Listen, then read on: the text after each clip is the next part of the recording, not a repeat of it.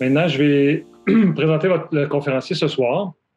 Donc, ce soir, on a la chance d'avoir avec nous le docteur François Tournoux, qui est un de mes collègues cardiologues au CHUM à Montréal, qui est également le directeur de la clinique d'amyloïdose cardiaque du CHUM, qui est une clinique multidisciplinaire qui est ouverte depuis un peu plus de 2 ans maintenant pour le soin des patients avec amyloïdose cardiaque. Le docteur Tournoux est un échocardiographiste qui a fait sa formation en France, à Paris, avec une surspécialisation au Massachusetts General Hospital à Boston, et qui est aussi chercheur financé par la FRQS, avec un intérêt de recherche dans l'insuffisance cardiaque et dans les stratégies pour transformer la gestion de l'insuffisance cardiaque et de la prise en charge au niveau de nos patients via une application de télémédecine. Donc, sans plus tarder, je vous présente le docteur Tournoux, puis merci François d'avoir accepté de nous présenter sur le sujet ce soir. Merci beaucoup Alexis, merci beaucoup à la CSVQ pour cette très gentille invitation. Ça me fait vraiment très plaisir de vous parler ce soir d'amyloïdose cardiaque. Et donc, on va aborder vraiment toute l'approche de cette pathologie en partant du diagnostic, évidemment, et pour arriver à la prise en charge et au traitement de cette maladie.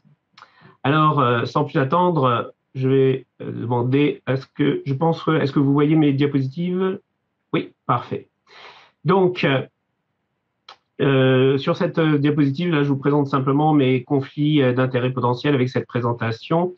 J'ai des ententes de recherche et des contrats de consultants ou éventuellement d'orateurs avec chacune de ces 4 compagnies qui sont toutes impliquées dans le traitement ou la recherche en amyloïdose. Alors, ce soir, les objectifs de cette présentation vont être de décrire la pathophysiologie et les manifestations cliniques de l'amylose à chaîne légère et de l'amylose à transthyrétine, de savoir comment on fait le diagnostic d'amyloïdose, et en fait, je dirais plutôt de savoir comment on suspecte le diagnostic d'amyloïdose, c'est probablement la partie la plus difficile, et finalement de connaître quels traitements sont possibles et quels traitements pour quels patients. Alors, le premier à avoir parlé de substances amyloïdes, c'était en 1854, c'est un pathologiste allemand, Rudolf Virchow, qui avait constaté les dépôts de ces substances dans différents organes chez certains patients. Et depuis cette date-là, on a fait quand même de nombreuses découvertes, on comprend mieux ce qu'est ce phénomène d'amyloïdose. Alors l'amyloïdose, qu'est-ce que c'est? C'est un processus au cours duquel des protéines deviennent instables et changent de conformation pour donner des fibrils.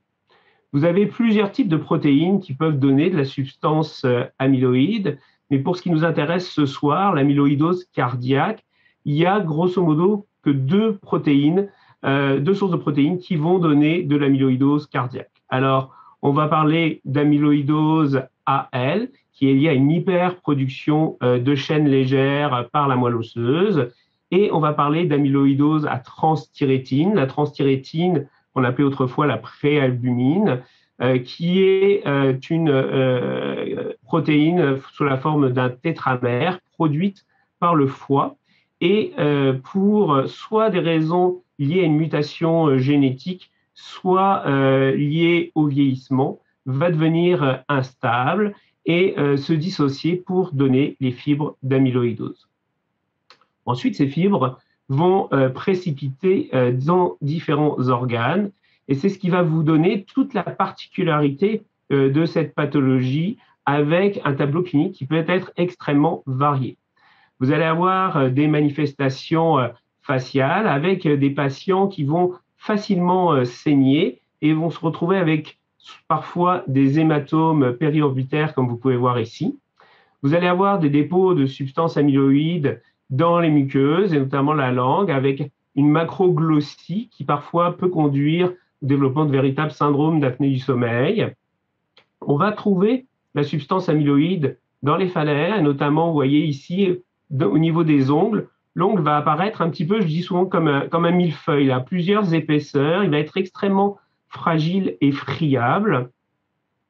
On va trouver aussi des manifestations de la maladie au niveau de l'appareil locomoteurs. Ce sont des patients qui vont faire des sténospinales, qui vont faire des ruptures de tendons, et notamment au niveau du biceps. Et vous voyez ici la photo d'un patient qui a une rupture du tendon du biceps avec le fameux signe de Popeye, la petite bosse que l'on voit ici lorsque l'on fait fléchir le bras au patient. On va trouver de l'amyloïdose dans le canal carpien. Et puis, on va trouver de l'amyloïdose aussi au niveau rénal. C'est des patients qui vont présenter de l'insuffisance rénale, parfois des protéinuries importantes, voire des véritables syndromes néphrotiques.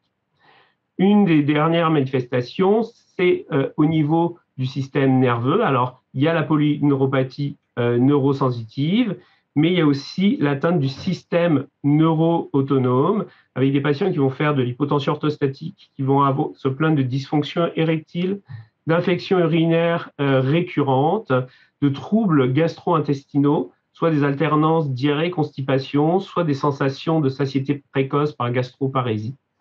Et donc, vous voyez un tableau extrêmement varié. Et pour ce qui nous intéresse ce soir, on arrive enfin aux manifestations cardiaques de la maladie qui, elles aussi, peuvent être relativement variées. Pourquoi? Parce que les substances amyloïdes vont globalement se déposer à tous les niveaux au niveau du massif cardiaque. Dans le myocarde, et c'est ce qui va vous donner l'hypertrophie cardiaque avec la dysfonction ventriculaire, généralement diastolique, et évidemment les symptômes d'insuffisance cardiaque qui vont en découler.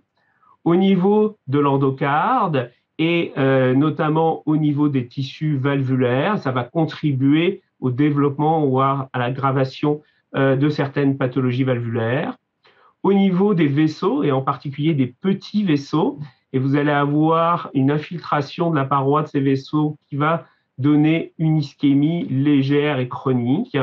Au niveau du péricarde, avec des dépôts qui vont éventuellement contribuer à l'apparition d'épanchements péricardiques.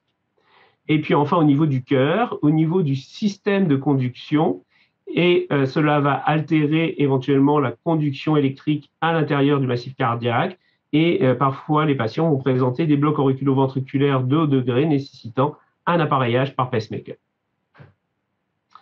Alors, évidemment, tous les signes que je vous ai présentés ici ne sont pas présents chez tous les patients. Il y a des déterminants du phénotype pour chaque patient. En fait, ils sont essentiellement de l'ordre de 3. Vous avez la forme de l'amyloïdose, ATTR versus AL. Vous avez la mutation génétique impliquée dans les formes ATTR héréditaires. Et puis, vous avez le moment où vous diagnostiquez votre patient. Alors, on va y revenir un peu plus en détail. La forme de l'amyloïdose, tout d'abord, vous avez ici plusieurs représentations phénotypiques de patients atteints d'amyloïdose, mais d'origine différente. Vous voyez que les formes AL, ce sont généralement les formes les plus bruyantes, celles qui vont frapper le plus le clinicien. C'est ces patients qui ont les fameux yeux de raton laveur, c'est ceux-là qui ont les grosses lèvres, la grosse langue.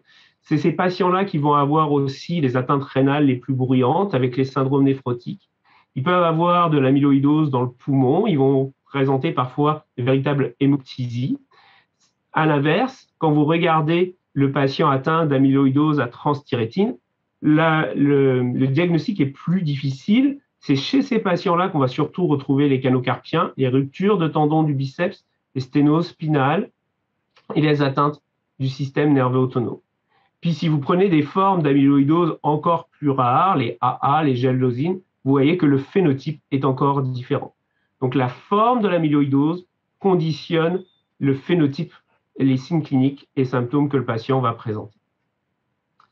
Je vous ai dit aussi que la mutation génique avait une importance cruciale dans le phénotype. Donc dans les formes héréditaires ATTR, vous pouvez avoir plusieurs mutations du gène transthyrétine, et chaque mutation va donner un phénotype plus ou moins marqué pour le cœur ou pour le système neurologique.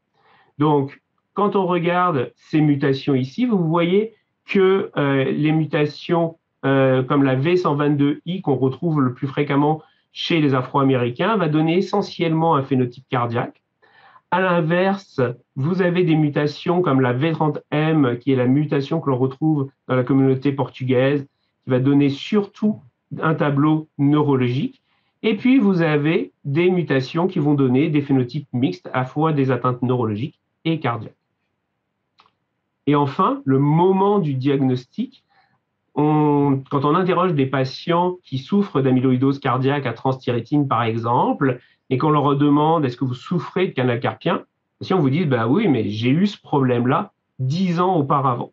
Et souvent, on retrouve de l'amyloïdose dans les canaux carpiens, parfois 5-10 ans avant que les manifestations cardiaques commencent. Donc, au moment où vous allez examiner votre patient, eh bien, vous n'allez pas nécessairement avoir le même phénotype. Si vous le prenez relativement jeune, vous pourrez avoir que des atteintes du système locomoteur et ne développer des atteintes cardiaques que bien plus tard.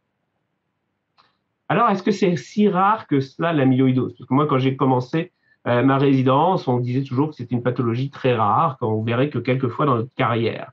Puis c'est vrai que quand on regarde là, dans les années 2000, hein, la prévalence de la maladie, par exemple aux États-Unis, ben, on se rend compte qu'elle était relativement faible. Mais en fait, on se rend compte que il y a beaucoup plus de patients qui souffrent de cette pathologie qu'on ne le pensait. Et vous voyez que depuis que cette prise de conscience s'est effectuée, eh ben, les cas qui sont diagnostiqués apparaissent de plus en plus nombreux. Un exemple, par exemple, on s'est rendu compte que chez les patients atteints d'insuffisance cardiaque étiquetés à fraction d'éjection systolique préservée, quand on les dépistait de façon systématique pour l'amyloïdose, on avait un peu plus de 10% d'entre eux qui étaient en fait des amyloïdoses et pas des vrais FPF au sens cardiométabolique du terme. De la même façon, quand on regarde les patients qui sont adressés dans nos hôpitaux pour des procédures de remplacement valvulaire aortique percutané, les TAVI, et qu'on dépiste de façon systématique cette pathologie dans cette population, eh bien, les gens de la Columbia ont montré que entre 10 et 15% de ces candidats au TAVI étaient aussi atteints d'amyloïdose cardiaque. Enfin, je voulais mentionner tout à l'heure, c'est des patients qui vont présenter parmi leurs manifestations cliniques des atteintes des canaux carpiens. Et là, c'est un très beau papier de la Cleveland Clinic qui était paru il y a quelques années, où ils avaient biopsié de façon systématique des hommes de plus de 50 ans et des femmes de plus de 60 ans, atteints ou souffrant de symptômes bilatéraux des canaux carpiens. Et ils avaient retrouvé chez un patient sur 10 de l'amyloïdose, majoritairement à transthyrétine. Alors, comment on arrive au diagnostic? Ou plutôt, comment on va suspecter le diagnostic une fois que l'on a fait notre examen physique chez le patient? Puis, j'insiste là, l'évaluation clinique, l'examen physique dans l'intégralité du patient, c'est vraiment un des éléments clés pour suspecter le diagnostic. Alors, en cardiologie, évidemment, le premier test que l'on va avoir entre les mains, c'est l'électromyogramme. Classiquement, on parle de microvoltage parce que quand la substance amyloïde va se déposer dans les parois myocardiques, il va y avoir une atténuation du signal électrique. Il faut savoir que c'est essentiellement vrai pour les amyloïdoses AL. Dans le cas des amyloïdoses ATTR, généralement, le voltage va être relativement normal. On va chercher aussi des pseudo-ondes Q de nécrose sur l'électrocardiogramme. Et puis, ce dont on se rend compte, c'est que comme l'amyloïdose touche le cœur dans son ensemble, elle touche aussi bien le cœur droit que le cœur gauche. Et donc, c'est des patients qui vont fréquemment avoir sur l'électrocardiogramme de base des blocs de branche droit complets. L'autre élément que l'on va regarder en cardiologie, c'est évidemment nos biomarqueurs, la troponine et le NT-proBNP. Alors, je vous mentionnais tout à l'heure que la substance amyloïde était retrouvée au niveau des petits vaisseaux et entraînait une espèce d'ischémie légère chronique. Et donc, ça va se traduire par une élévation fréquente et stable de la troponine haute sensibilité. On va avoir des taux à 2 ou 3 fois la valeur supérieure de votre laboratoire. Et quand on regarde l'historique des patients, c'est souvent des patients qui vont être investigués à droite, à gauche pour des non-STEMI, puis chez lesquels on ne trouve jamais rien. Simplement cette infiltration par la substance amyloïde à l'intérieur des petits vaisseaux. Le NT-proBNP va être élevé parce que c'est souvent des patients qui vont faire de la dysfonction diastolique, le plus souvent sévère, et on va avoir des taux de NT-proBNP particulièrement élevés qui vont contraster un petit peu parfois avec la clinique que présente le patient parce que c'est vraiment un marqueur de l'augmentation de la pression intraventriculaire gauche. L'autre examen pour le diagnostic d'amyloïdose cardiaque, l'examen suivant, c'est l'échocardiographie. Puis lui, l'échocardiographieste va devoir s'intéresser vraiment à chaque section de l'examen et essayer de traquer la substance amyloïde où elle est. Et puis on va regarder ça en détail ensemble. Alors, le premier signe qui avait été rapporté par les échocardiographistes dans les années 80, c'était l'aspect scintillant du myocarde. Hein. Vous voyez que ici, sur cette image, hein, le septum est particulièrement ressorti, hyper brillant. Puis, quand on regarde, malheureusement, maintenant, avec nos images et nos échographes actuels, vous voyez, ici, c'est une amyloïdose. Ici, il n'y a pas d'amyloïdose. C'est un peu difficile de dire, d'utiliser cet argument pour faire la différence entre ces deux pathologies. Ça, c'est lié au fait que nos machines d'échographie, maintenant, sont optimisées avec l'intelligence artificielle pour que toutes les images soient belles. Alors, cet aspect hyper scintillant du myocarde et notamment du septum qui était rapporté avant dans la littérature pour suspecter le diagnostic d'amyloïdose n'est plus aussi pertinent. L'hypertrophie ventriculaire gauche chez les patients atteints d'amyloïdose peut être extrêmement variée. Elle peut être extrêmement importante comme dans ce cas d'amyloïdose à transthyrétine héréditaire et elle peut être beaucoup plus frustre comme dans ce cas d'amyloïdose à transthyrétine sauvage. Et vous voyez qu'on ferait mal la distinction entre une cardiomyopathie hypertrophique sarcomérique et une amyloïdose. Donc l'aspect de l'hypertrophie est peu utile pour réellement faire le diagnostic d'amyloïdose. Ce qui est plus important, c'est la comparaison de l'hypertrophie ventriculaire gauche avec l'électrocardiogramme. Si vous avez une hypertrophie liée à une cardiomyopathie hypertrophique de type sarcomérique, généralement, vous attendez à avoir une HVG échographique et une HVG électrique. À l'inverse, dans l'amyloïdose, je vous ai parlé tout à l'heure de microvoltage ou de normovoltage, c'est ça que vous allez comparer avec votre échographie. Donc, c'est souvent c'est la comparaison de ces deux examens qui doit vous faire éveiller le soupçon.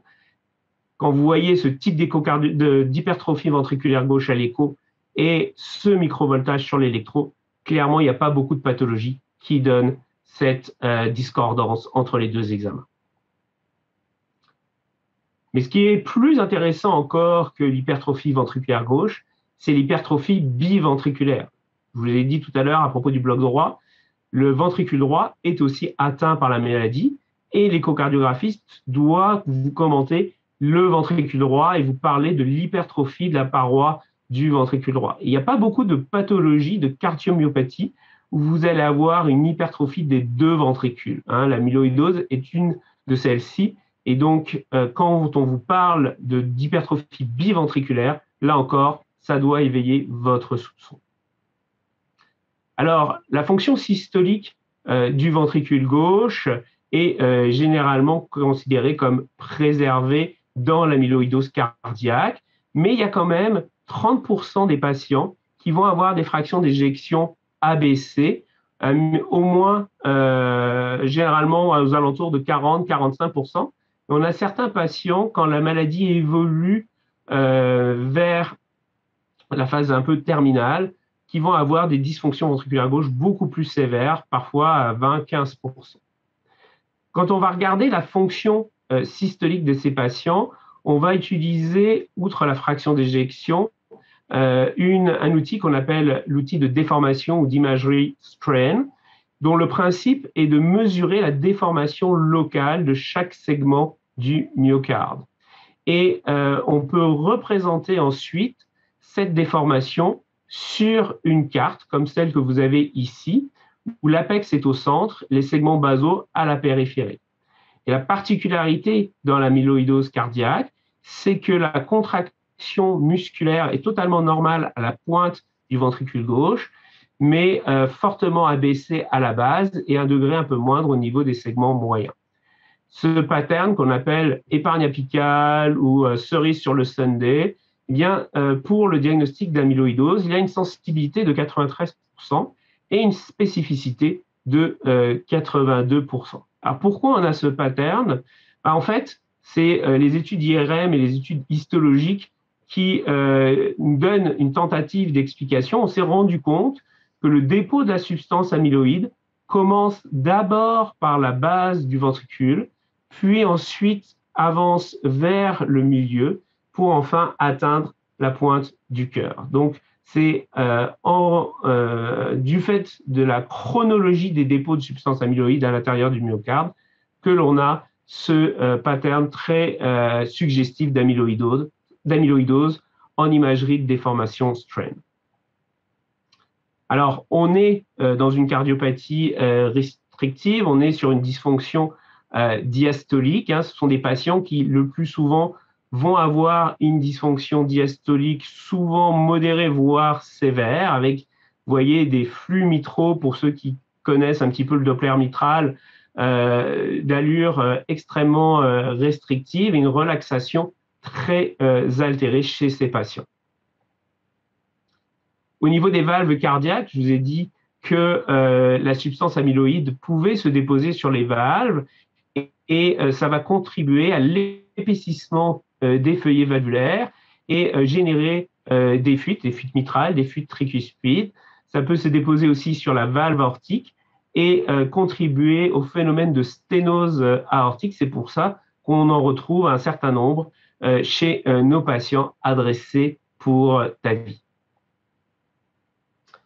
Au niveau des oreillettes, ces cavités ne sont pas épargnées par les dépôts de substances amyloïdes, en particulier le septum interauriculaire, qui va apparaître là aussi particulièrement brillant et épais, comme l'ensemble du reste des cavités cardiaques. Dernier élément qui, à mon avis, est probablement un des plus intéressants, qu'il faut toujours garder en mémoire, c'est l'épanchement péricardique. On veut avoir de la substance amyloïde dans le péricarde. Alors, le plus souvent, c'est dans les amyloïdoses AL qu'on va voir ça, mais on va le voir aussi un petit peu dans les amyloïdoses à transthyrétine à un degré moindre. Et vous voyez que les épanchements péricardiques peuvent être extrêmement importants. On a déjà eu des cas de tamponnade simplement sur ces phénomènes de dépôt amyloïde dans la cavité péricardique. L'autre examen qui peut aider au diagnostic, c'est l'IRM cardiaque. Alors, l'IRM cardiaque va donner un peu le même type d'information que l'écho en termes de fonction, en termes de mouvement valvulaire, mais elle va donner en plus l'information de visualisation de la substance amyloïde à l'intérieur des parois des cavités cardiaques. Cependant, elle ne va pas être capable de faire la distinction entre les formes d'amyloïdose. Donc, elle ne va pas être capable de vous dire si c'est plutôt une forme AL ou une forme ATTR. Là où cet examen est particulièrement intéressant, c'est quand vous êtes dans une situation où vous avez un cœur hypertrophié, puis cliniquement, électrocardiographiquement, vous ne savez pas très bien vers quel type de pathologie vous vous orientez. Est-ce que c'est une cardiomyopathie hypertrophique sarcomérique? Est-ce que c'est une amyloïdose ou est-ce que c'est autre chose? L'IRM est là l'examen de choix pour débrouiller un peu plus le terrain et vous orienter vers un diagnostic plus précis que ne le ferait simplement l'écho. D'ailleurs, quand on regarde les registres européens, ça c'est un registre français qui était supposé n'enrôler dans son registre que des cardiomyopathies hypertrophiques sarcomériques, on s'est rendu compte a posteriori que vous voyez, il y avait un 5% des patients qui étaient en fait des amyloïdoses, qui avaient été mal diagnostiqués et qui avaient été rentrés dans ce registre et pour lesquels la correction a été faite après l'IRM. L'examen qui va en imagerie qui a vraiment révolutionné le diagnostic de cette maladie, c'est la scintigraphie au pyrophosphate. Alors, qu'est-ce que c'est le pyrophosphate? C'est un vieux traceur que nos collègues en médecine nucléaire utilisaient pour faire des scintigraphies osseuses, et qu'ils avaient même un petit peu abandonné parce qu'ils ont des traceurs maintenant plus performants dans cette indication. Mais on s'était rendu compte que chez les patients atteints d'amyloïdose, et en particulier d'amyloïdose à transthyrétine, eh bien, on voyait le cœur grâce à ce traceur. Il y avait une sorte de captation myocardique du traceur, ce qui n'est pas supposé être, puisque c'est un traceur osseux. Et en étudiant ce phénomène, on s'est rendu compte que chez des patients atteints d'amyloïdose à transthyrétine, quand vous aviez une captation myocardique suffisante, vous aviez une spécificité, une valeur prédictive positive pour ce test qui était vraiment excellente à plus de 98%. Alors, comment les scintigraphistes lisent ces examens? Ils injectent le traceur. On faisait avant des images à 1 heure et à 3 heures. Maintenant, pour aller un peu plus vite, parce que les images à 3 heures sont quand même nettement plus informatives, on va directement aux images à 3 heures et on compare la captation myocardique avec la captation osseuse environnante. Alors, si vous n'avez aucune captation myocardique, eh bien, on considère que c'est un grade 0. Si vous avez une captation myocardique qui s'effectue, mais qu'elle est inférieure à la captation des côtes avoisinantes, on parle d'un grade 1. Si vous avez une captation myocardique qui est égale aux côtes environnantes, on parle d'un grade 2. Et si évidemment elle la dépasse, on parle d'un grade 3. Donc, ce qui signe l'amyloïdose cardiaque à transthyrétine, c'est vraiment une scintigraphie myocardique avec un grade 2 ou 3. Un grade 0, il est peu probable que vous ayez une amyloïdose à transthyrétine. Vous pourriez avoir une amyloïdose AL, parce que l'amyloïdose AL marque très peu en scintigraphie au pyrophosphate. Et puis, les grades 1, c'est peut-être soit une amyloïdose à transthyrétine débutante, soit une amyloïdose AL. Là, le diagnostic est plus incertain. Vous ne pouvez pas affirmer votre diagnostic. Il faut savoir qu'on a quelques amyloïdoses AL qui vont capter grade 2 ou 3. Puis on y reviendra tout à l'heure, mais c'est vraiment important à ce moment-là de s'assurer que vous n'avez pas de dyscrasie plasmocytaire chez ces patients. Une petite aparté, si vous travaillez avec un centre qui n'a pas l'habitude d'en faire beaucoup, il faut faire attention au faux grade 1. Quand le scintigraphiste vous répond « je vois le cœur au milieu du thorax, mais ce n'est pas beaucoup », vérifiez, demandez-lui de bien vérifier que la captation est bien dans le myocarde et pas dans le pool vasculaire à l'intérieur de la cavité cardiaque. Parce que c'est souvent une erreur que l'on voit, puis on fait des faux diagnostics par excès d'amyloïdose chez ces patients-là. Donc, toujours demander dans les grades 1, est-ce que vous êtes sûr que la captation était dans le myocarde et pas dans la cavité? Donc, vous voyez qu'on a quand même un certain nombre d'outils qui vont nous faire suspecter le diagnostic, l'examen clinique, les épaisseurs, l'hypertrophie cardiaque, l'âge du patient, la dysfonction diastolique en écho, l'aspect électrocardiographique, éventuellement les biomarqueurs. Il y a même des gens qui ont créé des scores pour les aider à suspecter les diagnostics dans des populations spécifiques, notamment les patients atteints de sténose aortique et candida au TAVI. Là, vous voyez qu'il y a certains scores qui ont été publiés. Puis quand vous accumulez un certain nombre de points, on vous invite fortement à chercher l'amyloïdose chez votre patient.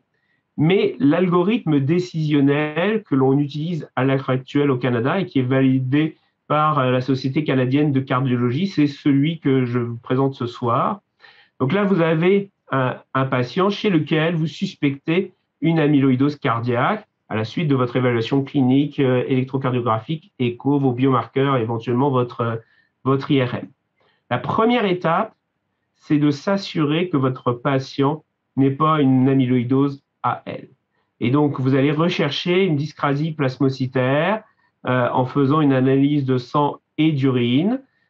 Puis j'insiste vraiment sur les deux examens parce que l'amyloïdose AL, c'est celle que si vous la diagnostiquez rapidement, vous avez donné un maximum de chance à votre patient de s'en sortir. C'est quasiment une urgence thérapeutique. Donc, on ne s'attarde pas à essayer de trouver de la TTR. On suspecte une amyloïdose cardiaque. La première question, c'est est-ce que mon patient a un risque d'avoir une amyloïdose AL? Si vous avez une électrophorèse des protéines avec immunofixation anormale, ou si vous avez un dosage des chaînes légères libres anormal, ou si vous avez une protéinurie de Ben Jones dans les urines, ou si vous avez le moindre doute, il faut que vous adressiez tout de suite votre patient en hémato-oncologie. L'hémato-oncologue va alors faire la biopsie ostéomédulaire, va vous proposer de biopsier l'organe chez lequel la suspicion de l'amyloïdose a été faite. En l'occurrence, chez nous, ça va être le cœur. Et il va confirmer l'existence ou non de l'amyloïdose AL. Si votre électrophorèse avec immunofixation est strictement normale, vos chaînes légères sont normales, vous n'avez pas de Ben Jones dans les urines, là, vous avez deux possibilités. Soit vous avez accès à la scintigraphie au pyrophosphate, et à ce moment-là, vous obtenez un grade 2 ou 3 à la lecture par la médecine nucléaire, et ça signe l'amyloïdose à transthyrétine. Vous n'avez pas besoin de faire de biopsie. Soit vous n'avez pas accès à cette scintigraphie, ou la scintigraphie vous a répondu c'est un grade 0 ou un grade 1. À ce moment-là, vous allez faire la biopsie comme chez les patients pour lesquels vous suspectiez l'AL, et vous allez rechercher la substance amyloïde dans le tissu. Une fois que la substance amyloïde dans le tissu est détectée, la seconde étape, c'est de savoir si c'est de l'AL ou de la TTR. Et pour faire cette distinction, le prélèvement doit être envoyé dans un laboratoire de biochimie spécialisé pour faire une analyse en spectrométrie de masse. Au Canada, ça part maintenant à Toronto. Et on a le résultat généralement en 3 semaines. On va vous répondre c'est de l'amyloïdose AL ou c'est de l'amyloïdose ATTR. Une fois que votre diagnostic est fait, que ce soit l'amyloïdose, que ce soit par scintigraphie ou par biopsie d'amyloïdose à transthyrétine, la dernière étape, c'est de vérifier si votre patient a une forme héréditaire ou une forme sauvage. Pour savoir si c'est une forme héréditaire, vous l'envoyez chez le généticien et il va éventuellement réaliser simplement l'analyse du gène de la transthyrétine. Donc, ce n'est pas une analyse génétique extrêmement complexe, ce n'est pas une analyse coûteuse. On s'intéresse vraiment au gène de la transthyrétine et on regarde simplement s'il y a une mutation dans ce gène. Alors, une fois que le diagnostic d'amyloïdose à transthyrétine ou à AL est fait chez votre patient, l'étape suivante, c'est évidemment la prise en charge. Puis, je vous dirais que si c'est vraiment une pathologie qui vous intéresse et que vous avez envie de développer une équipe autour de vous pour prendre en charge ces patients, on l'a vu tout à l'heure, la substance amyloïde, l'amyloïdose, c'est une maladie systémique. Et donc, ça va faire appel à tout un tas de spécialistes en fonction des différents organes qui vont être touchés par cette maladie chez votre patient. Alors, au CHUM, on a développé une équipe multidisciplinaire, vous voyez, avec plus d'une douzaine de spécialités qui travaillent ensemble et on utilise fréquemment les compétences de plusieurs de nos collègues pour nous aider à prendre en charge ces patients. Maintenant, quand on s'intéresse à la prise en charge strictement thérapeutique de ces amyloïdoses cardiaques, la première chose, c'est de regarder qu'est-ce qu'on fait avec les médicaments usuels de la cardiologie. Alors, nous, en cardiologie, on aime beaucoup utiliser les bêta-bloquants, les bloqueurs calciques, les ARA2, les IEC et la digitalique. En fait, c'est des médicaments que les patients atteints d'amyloïdose cardiaque vont très mal supporter. Les bêta-bloquants, parce que simplement, comme les patients vont avoir des petites cavités cardiaques, la seule façon pour eux de maintenir un débit suffisant, c'est d'accélérer leur fréquence. Alors, si vous cassez la fréquence cardiaque par un bêta-bloquant ou un inhibiteur calcique, eh bien, ils vont se retrouver en bas débit, puis ils vont être incapables d'améliorer leur volume d'éjection et ils ne vont pas se sentir bien. Donc, souvent, on est obligé de réduire ou voire d'arrêter ces médicaments-là chez ces patients. Pour les IEC et les ARA2, ben là, en fait, comme c'est des patients qui vont avoir des atteintes du système nerveux autonome parfois importantes, si vous leur donnez même une petite dose d'IEC, ils vont faire des hypotensions profondes, vont être incapables d'avancer dans la journée, voire faire des lipothymies ou des syncopes. Et puis le dernier élément, c'est les digitaliques. Les patients en amyloïdose cardiaque, ils font souvent de la fibrillation auriculaire. Le problème, c'est que quand on injecte de la digitale, elle va se coller aux fibres amyloïdes. Et donc, si vous mesurez les taux plasmatiques de digoxine de votre patient, eh bien, vous allez être faussement rassuré, ils vont apparaître normaux alors que vous êtes en train de donner des doses toxiques à votre patient. Alors, on peut utiliser les digitaliques de façon aiguë dans cette population, mais de façon chronique, il faut faire extrêmement attention. Évidemment, c'est les patients qui souffrent d'insuffisance cardiaque, on va leur donner des diurétiques. Le Lasix, ça fonctionne très bien, mais ce qui fonctionne souvent mieux ou en association, c'est les antagonistes des récepteurs aux minéralocorticoïdes. On va évidemment anticoaguler ces patients pour leur fibrillation auriculaire et leur flotteur, leur mettre un pacemaker s'ils ont un bloc auriculo-ventriculaire, un peu plus rarement des défibrillateurs parce que c'est souvent des patients qui vont faire peu d'arythmie ventriculaire et qui ont souvent un âge relativement avancé. Puis chez certaines patients très sélectionnés, notamment des formes héréditaires jeunes, on va éventuellement considérer la transplantation. Maintenant, si on regarde les traitements spécifiques pour l'amyloïdose, le traitement classique, c'est ce qu'on appelle le CyBorD. C'est celui que les patients vont recevoir le plus souvent en première ligne. On peut considérer chez les patients qui ont des atteintes cardiaques les moins sévères la transplantation de cellules souches autologues. Et puis là arrive le daratumumab, l'anti-CD8, qui manifestement donne d'excellents résultats chez les patients. On le voit chez ceux qui sont traités là aux États-Unis. Probablement qu'au Canada, ça a été approuvé, puis ça devrait arriver sous peu au Québec, mais on a vraiment d'excellents, d'importants espoirs avec cette pathologie. Et ça, c'était avec cette médication, et ça, à la suite de l'étude Andromède publiée dans le New England, vous voyez que la réponse hématologique complète avec ce produit-là est nettement supérieure à ceux qui sont traités de façon standard. Pour l'ATTR, là, on a aussi des nouveautés thérapeutiques importantes, certaines qui sont encore au stade de recherche, avec des produits qui vont essayer d'enlever les fibrilles amyloïdes.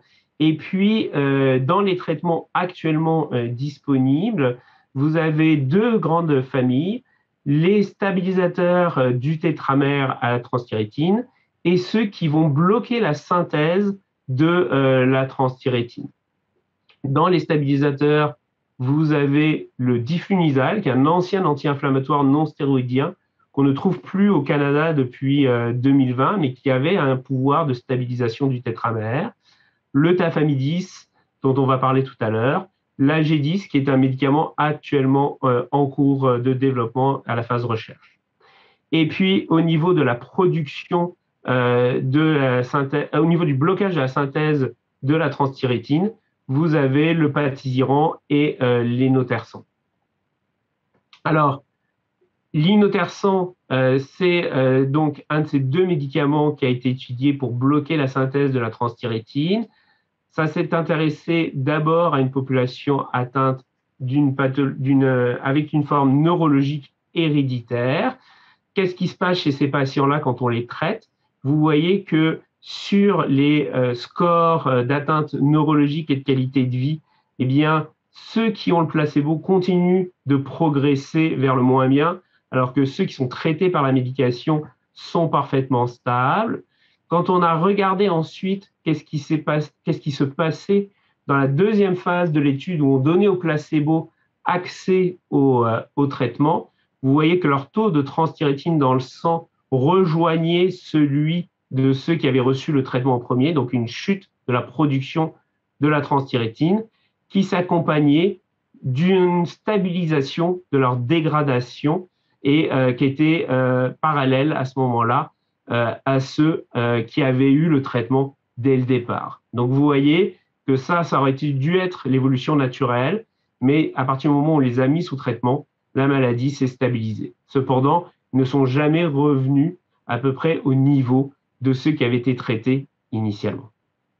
Pour le patisiran, qui est une molécule qui a le même mécanisme d'action, vous voyez, elle aussi étudiée chez les patients atteints d'une forme neurologique héréditaire.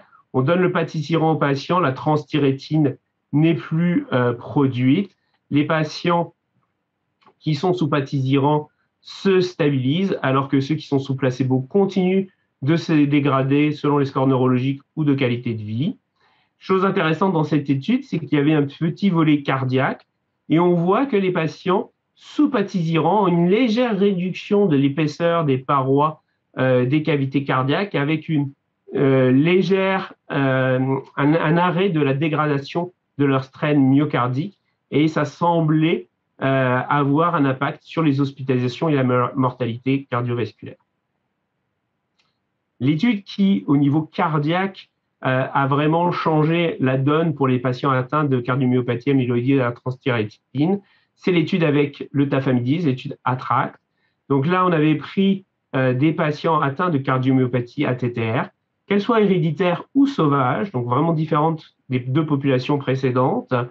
Les patients étaient randomisés soit avec du tafamidis à 80 ou 20 mg, soit contre un placebo.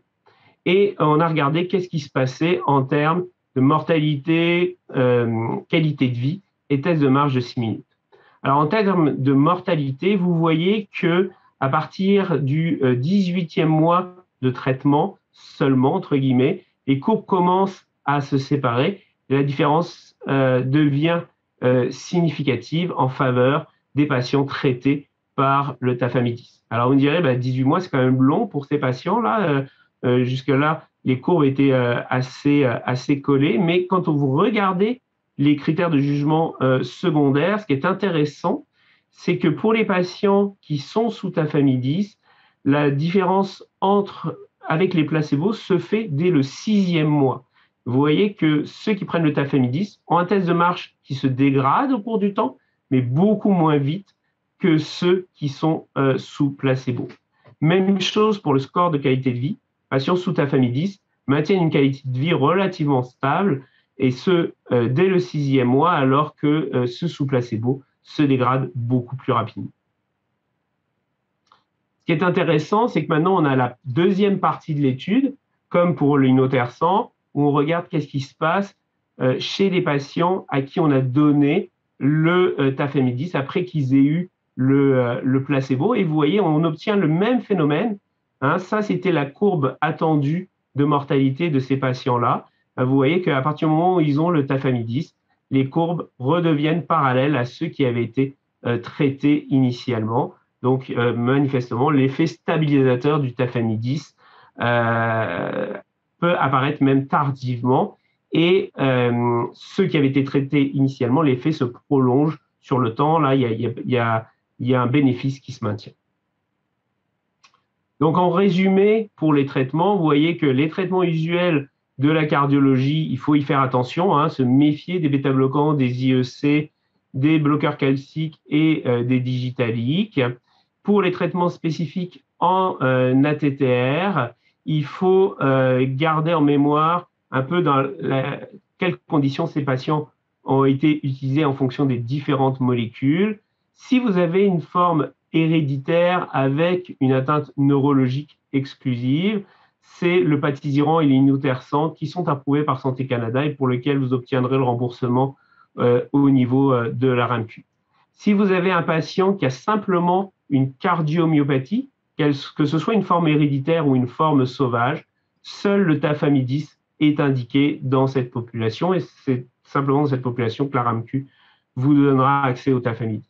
Si vous avez des patients avec un phénotype mixte, héréditaire, eh bien là, vous avez un peu plus le choix parce que finalement, ces patients-là étaient un peu dans toutes les études que je vous ai présentées précédemment. Donc en conclusion, l'amyloïdose, l'important, c'est d'abord d'y penser. Il faut savoir porter notre regard partout. Hein. Souvent en cardiologie, on s'arrêtait entre le menton et le diaphragme. Et là, il faut vraiment examiner son patient en entier. Et puis, je sais qu'en médecine interne, c'est souvent ça qui prévaut. Et l'examen physique, c'est vraiment l'élément clé pour suspecter la pathologie chez nos patients. Regardez leurs biceps, regardez leurs mains, leurs canaux carpiens, leurs ongles. C'est vraiment des clés du succès pour suspecter cette pathologie. Il faut savoir structurer sa démarche diagnostique, savoir quel examen demander, quand et pour qui. C'est clair que quand j'ai une femme de 60 ans, je suspecte une amyloïdose cardiaque, je ne vais pas faire une demande de scintigraphie au pyrophosphate. Je vais d'abord chercher en urgence, est-ce qu'elle a un risque d'avoir une dyscrasie plasmocytaire? Puis si j'ai le moindre doute, je vais aller faire une biopsie myocardique parce que c'est une urgence thérapeutique si je veux lui donner une chance de s'en sortir. À l'inverse, si j'ai un petit monsieur de 85 ans chez lequel je suspecte une amyloïdose à transthyrétine, ben, je vais aller plutôt vers la scintigraphie assez rapidement, parce que la probabilité qu'il ait une AL est quand même relativement faible. Puis enfin, si j'ai un patient pour lequel j'ai une hypertrophie cardiaque, puis j'ai vraiment aucune idée à quoi j'ai affaire, ben, je vais peut-être aller plutôt vers une IRM cardiaque pour m'aider à m'orienter dans mon diagnostic. Important d'avoir une trajectoire de soins bien définie, idéalement multidisciplinaire. Dans votre centre, essayez de mobiliser des gens dans les différentes disciplines qui vous entourent pour qu'ils s'intéressent à cette pathologie parce que ça prend quand même une certaine expertise pour pas raconter n'importe quoi et éviter que des patients errent de service en service avant que le diagnostic ne soit fait. Il y a plusieurs enquêtes qui ont montré qu'il y a des patients qui errent parfois 3-5 ans avant que le diagnostic soit finalement fait et que quelqu'un ait intégré l'ensemble des symptômes qu'il présentait. Et puis, un petit point d'espoir, hein, il y a des avancées thérapeutiques majeures, aussi bien en AL qu'en ATTR. Le pronostic de ces patients a été complètement modifié par les avancées thérapeutiques actuelles. Puis, il y a des choses qui s'en viennent encore. Donc, vraiment, c'est important de bien faire le diagnostic et de faire le diagnostic rapidement chez ces patients. Enfin, je vous invite là, je prends ma casquette de président de la Société québécoise d'insuffisance cardiaque. On a une communauté de pratique au Québec en amyloïdose qui s'est créée. Donc, si ça vous intéresse, n'hésitez pas à me contacter et puis je vous mettrai en relation avec notre groupe. On a tout un projet d'éducation pour les professionnels, mais aussi et surtout, je dirais, pour les patients qui se sentent souvent un petit peu désœuvrés avec des livrets d'éducation, des capsules cliniques et des témoignages. Et puis, on participe au Québec au registre de données canadien à travers notre propre registre provincial qu'on essaye de mettre en place. Voilà, je vous remercie beaucoup pour votre attention. Excellent. Merci, François, pour cette excellente présentation, comme d'habitude. C'est pas la première fois que je te vois présenter là-dessus, puis c'est toujours aussi intéressant. Donc, je rappelle aux gens, si vous avez des questions, vous devez passer par la plateforme StudioCast, puis écrire vos questions. Et je vais les relayer au docteur Tournoux au fur et à mesure. Donc, François, pour commencer, on a une longue liste de symptômes, puis c'est plutôt varié. Hein, quand on pense à nos patients, il y a souvent quelques symptômes qui vont accrocher, vont dire ah, ça pourrait être de l'amyloïdose. Là. Quand on veut commencer par le commencement, là, par où qu'on commence dans le clinique, on suspecte l'amyloïdose. On a un patient qui a un tunnel carpien, 1 ou 2 tunnels carpiens. On a un patient qui a une sténose aortique. On a un patient qui a fait de l'insuffisance cardiaque à fraction d'éjection préservée. C'est des pathologies qui sont assez courantes dans la pratique de tous les jours. Là. Fait, par où qu'on commence avant de se lancer dans toute la panoplie d'investigation? Alors, souvent, on va aller un petit peu par le tableau clinique global du patient. Donc là, si j'ai un petit monsieur de 80 et quelques années, il fait de la FPF, il y a un antécédent de canal carpien dans les 5-10 ans précédents, je l'examine, je lui fais plier le bras, je vois le petit signe de Popeye. Il me dit, j'ai des douleurs dans le dos, je me lève, ça tourne la tête, etc. Ça ressemble fortement. Et puis que l'échographie me parle d'une hypertrophie. Puis c'est pas nécessairement une hypertrophie très importante. Là, 12 mm de paroi, ça suffit à laisser suspecter le diagnostic. Dans ces situations-là, personnellement, je vais me dire, je suis vraisemblablement face à une amyloïdose à transthyrétine. Je vais commencer par faire une scintigraphie cardiaque. Si la scintigraphie cardiaque revient positive, je vais lui faire de fait l'électrophorèse des protéines, immunofixation, les chaînes légères, etc., pour m'assurer que je ne me trompe pas. Mais généralement, dans 100% des cas, on va trouver de l'amyloïdose à TTR. La question suivante, c'est souvent qu'on me pose, c'est là, est-ce qu'on lui fait un test génétique parce qu'à 80 ans, ça va pas changer grand-chose à sa prise en charge. En fait, on s'est rendu compte qu'on fait des diagnostics de forme héréditaire familiale qui étaient méconnus chez des patients. Je crois que j'ai un collègue à Paris qui en a trouvé un chez un monsieur de 91 ans. Donc, pour la famille, pour la descendance, il faut bien expliquer au patient que pour lui, ça ne changera probablement pas grand-chose à sa prise en charge. Mais pour sa famille et sa descendance, ça vaut la peine de faire le test à transthyrétine. Maintenant, si je prends l'autre aspect, j'ai une femme de, comme j'ai vu encore dernièrement, 57 ans qui arrive à l'urgence en grande insuffisance cardiaque avec des légers hématomes autour des yeux. On me parle d'hypertrophie cardiaque en écho.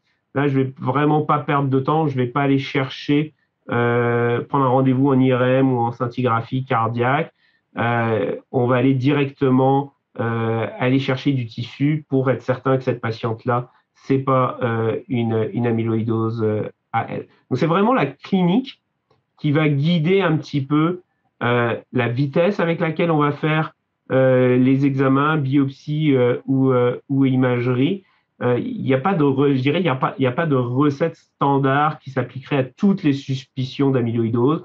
Il faut vraiment y aller par son flair clinique, son examen physique. C'est pour ça que vraiment j'insiste auprès des résidents à leur dire que l'examen du patient, là, c'est la chose clé. Un patient avec amyloïdose à TTR, c'est pas lui qui va se présenter avec la macroglossie et puis les hématomes périorbitaires. Ça, quand on voit ça, c'est quasiment toujours une AL.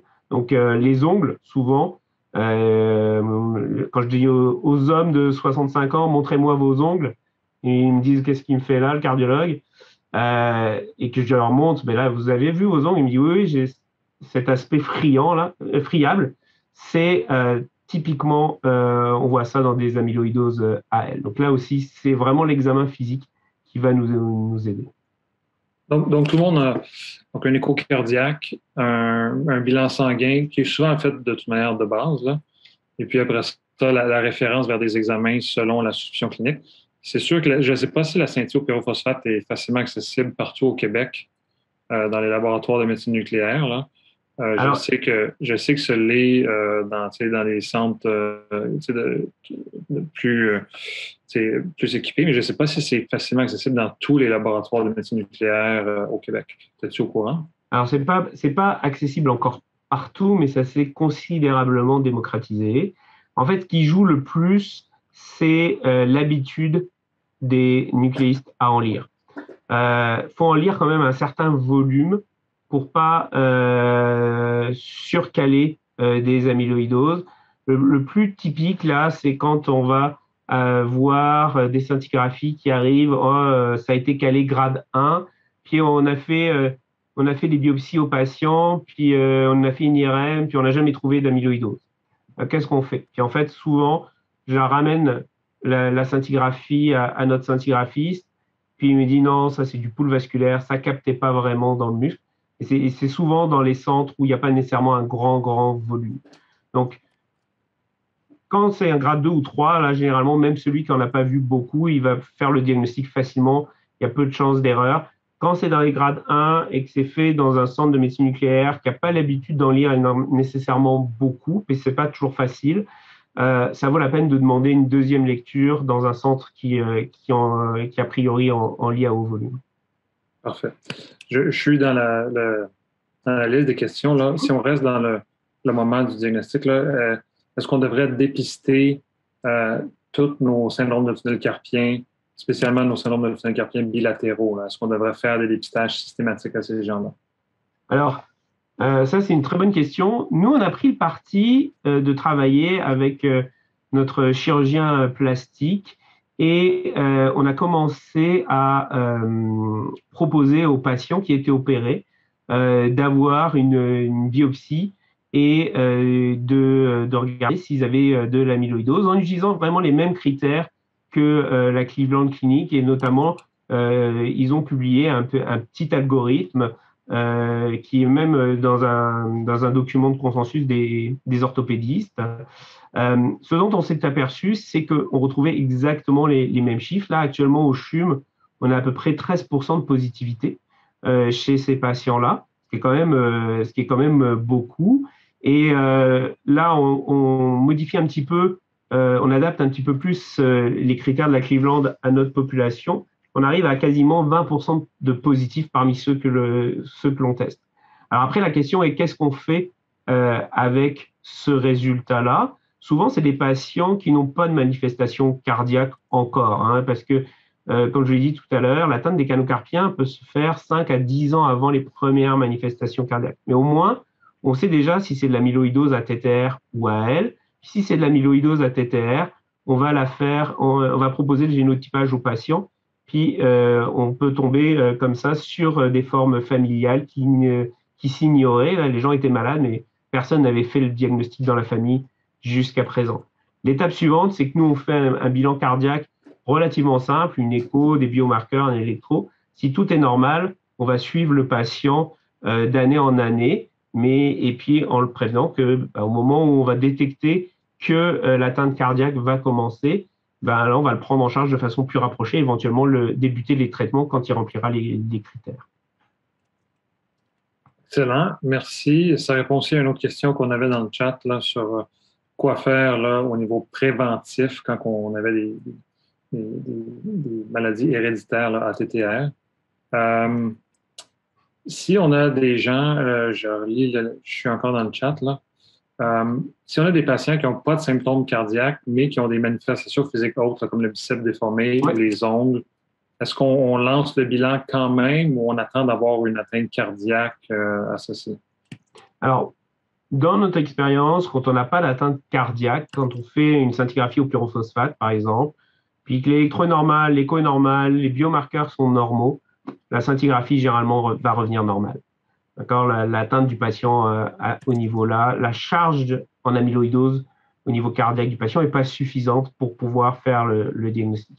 Maintenant, c'est pas impossible, en particulier si le patient a une forme ATTR héréditaire, qu'il ait des symptômes neurologiques qui puissent lui donner accès au traitement inotersant ou patisiran, là, selon les critères qui ont été établis. Alors à ce moment-là, ce qu'on fait, nous, c'est qu'on envoie ces patients au neurologue, ils leur font un EMG, puis si eux objectivent effectivement une atteinte neurologique, eh bien, et que c'est une forme héréditaire, le patient va avoir accès à un traitement.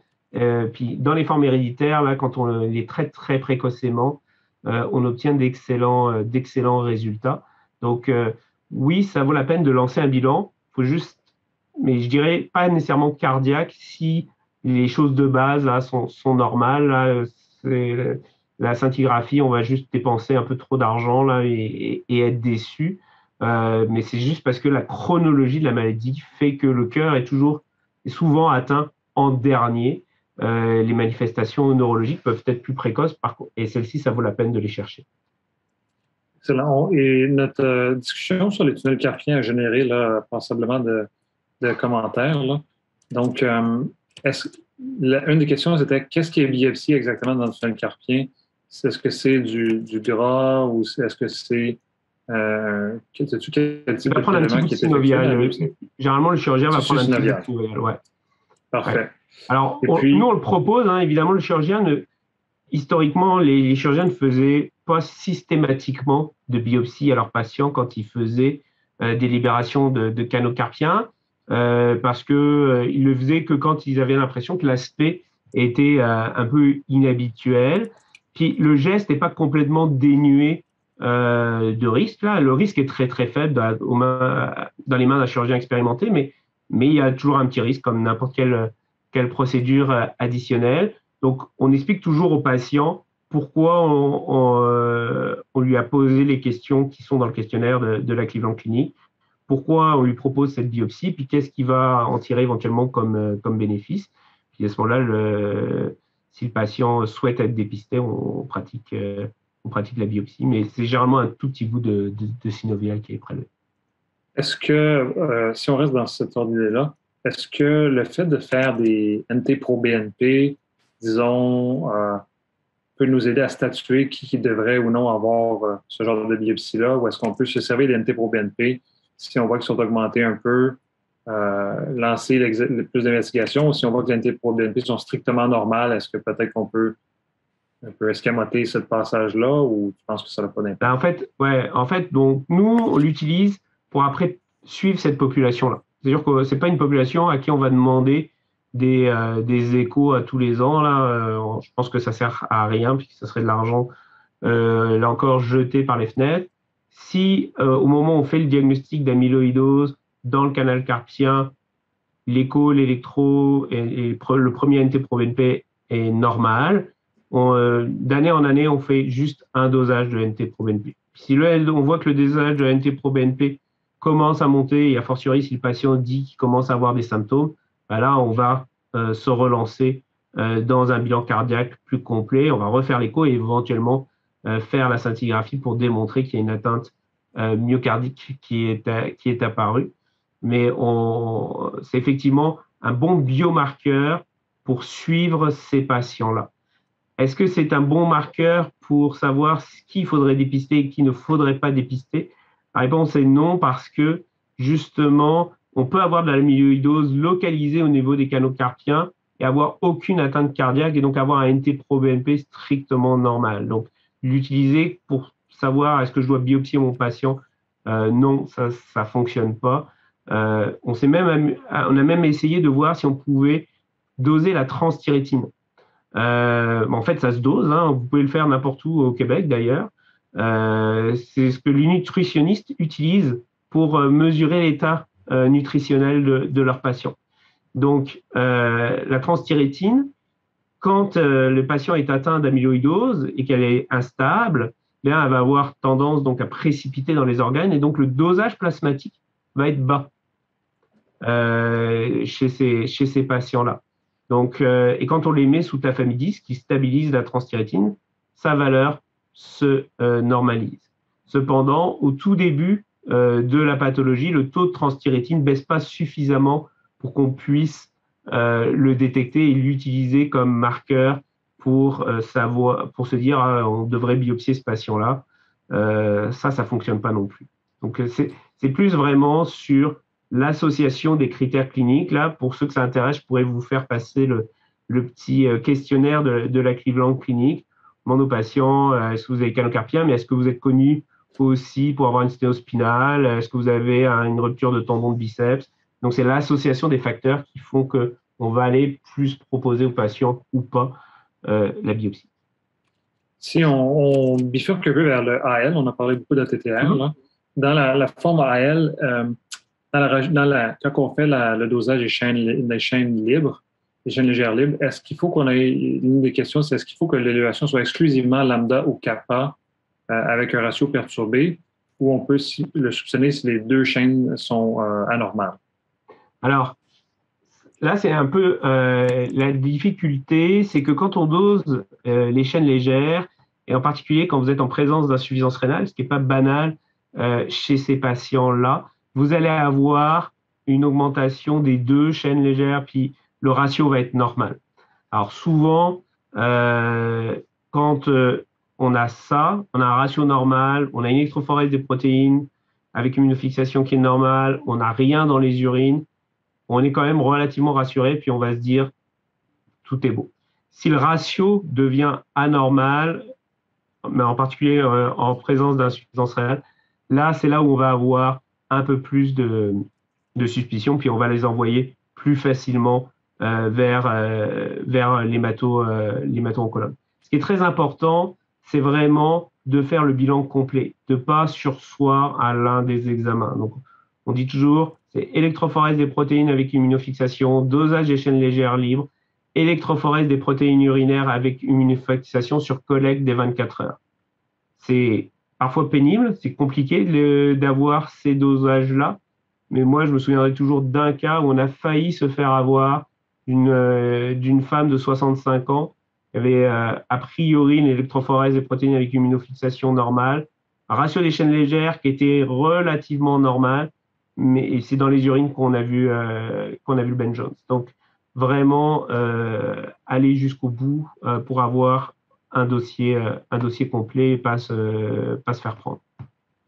Excellent. Si on bifurque vers les traitements, une des questions qui revient là dans le chat, c'est est-ce que les traitements sont difficiles à supporter? Est-ce que c'est des traitements qui sont le traitement de l'amyloïdose, autant la TTR que les AL, est-ce que c'est des traitements qui sont difficiles pour le patient?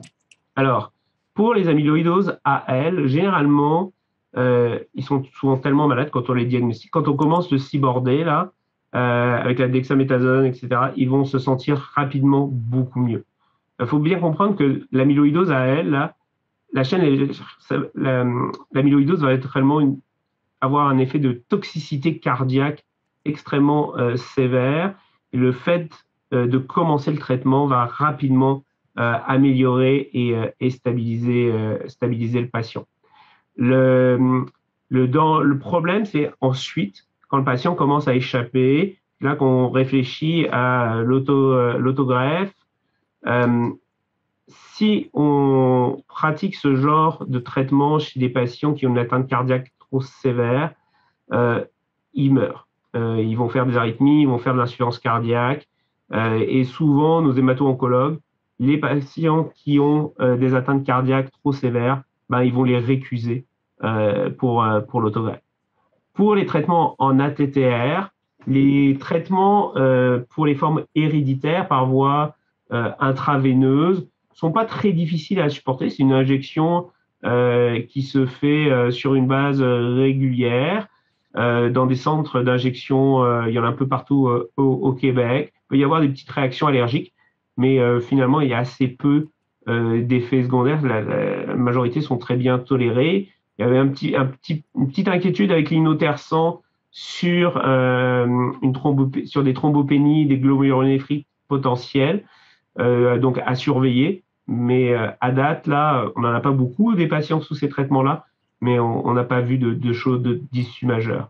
Pour le tafamidis, je vous dirais que il y a très peu d'effets secondaires. La tolérance est vraiment excellente. Le seul effet secondaire important qu'on a vu, c'est une espèce de cystite hémorragique ça a déjà été rapporté. Mais on a simplement diminué un peu la dose du tafamidis, puis le patient a pu le reprendre sans difficulté. Donc, en majorité, là, en ATTR, les traitements sont très bien tolérés. Puis, on va le mettre le plus souvent dans une population qui est quand même très fragile, âgée, et généralement, ils se sentent quand même.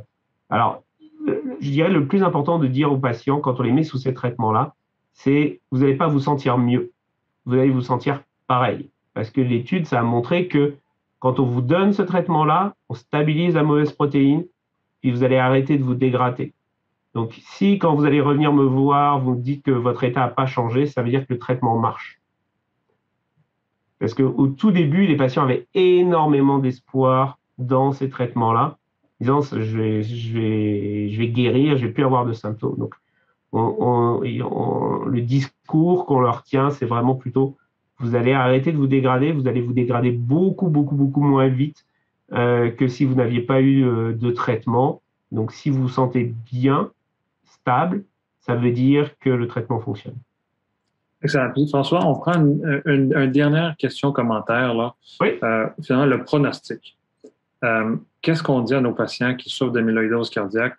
Les gens disent, est-ce que mon pronostic est bon? Est-ce que j'ai une chance de survivre longtemps avec la maladie? Est-ce que mon espérance de vie est de 6 mois et mes jours sont comptés? Qu'est-ce qu'on dit aux patients quand on veut leur parler d'espérance de vie? Docteur, est-ce que je vais vivre longtemps avec ça? Ouais. Alors, souvent, les patients, on fait un peu de recherche sur Internet, puis il y a encore, je dirais, 3 ans, là, les pronostics qui étaient affichés étaient vraiment catastrophiques, hein. On disait une médiane de survie pour une AL non traitée, c'est 6 mois, et puis une médiane de survie pour une ATTR non traitée, c'est 2 ans et demi.